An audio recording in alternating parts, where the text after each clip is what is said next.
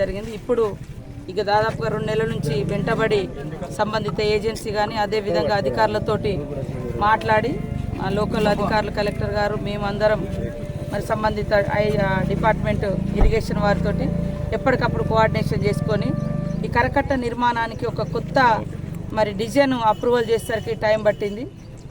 కానీ కొద్దిగా ప్రమాదం కూడా పొంచి ఉందన్న దృష్టితోటి ఈరోజు కలెక్టర్ గారు ఐటీడీఏ పిఓ గారు మరి మేమందరం కూడా ఇక్కడ రావడం జరిగింది. ఈరోజు ఇరిగేషన్ వారితో కూడా ఈ కరకట్ట నిర్మాణం పట్లనే ఒక స్పెషల్ రివ్యూని కూడా ఏర్పాటు చేసుకున్నాం. కొంతమంది కాంట్రాక్టర్లు వర్కులు పడుతున్నారు కానీ చేయడానికి ముందుకు వస్తలేరు, తీసుకుంటున్నారు పక్కకు పడేస్తున్నారు. అట్లా దాదాపుగా 3-4 సంవత్సరాల నుంచి కూడా ఈ యొక్క గోదావరి కరకట్ట నిర్మాణం పెండింగ్లో ఉంది.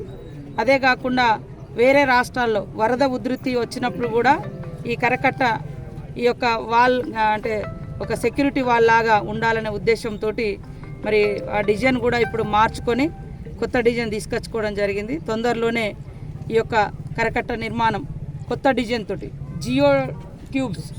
జియో ట్యూబ్స్ అనే ఆ మోడల్ని ఇక్కడ ఇంప్లిమెంటేషన్ చేయబోతున్నాము.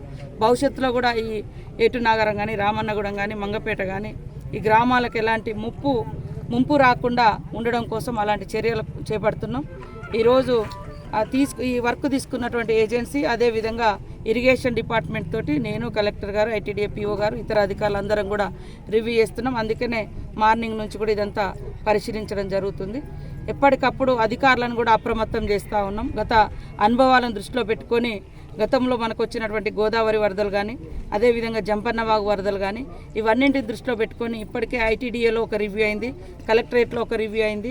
మళ్ళీ కూడా ఈరోజు ఈ పెండింగ్ పనుల నిర్మాణానికి అదేవిధంగా తుప్పుపట్టినటువంటి షట్టర్స్ ఏవైతున్నాయో అవన్నీ కూడా రిపేర్ చేసుకోవడము అప్రమత్తంగా ఉండాలని తెలియజేస్తాను. రాబోయే కాలంలో ఇలాంటి ప్రమాదాలు ఇలాంటి పరిస్థితులు రాకుండా ఇమీడియట్లీ వర్క్ స్టార్ట్ అయ్యే విధంగా ఈరోజు సంబంధిత అధికారులను కాంట్రాక్టర్ను కూడా మా రివ్యూ ద్వారా ఆదేశించబోతున్నాం. అసలైన తొలి వెలుగు. ఫాలో వాట్సాప్ @తొలి వెలుగు అఫీషియల్.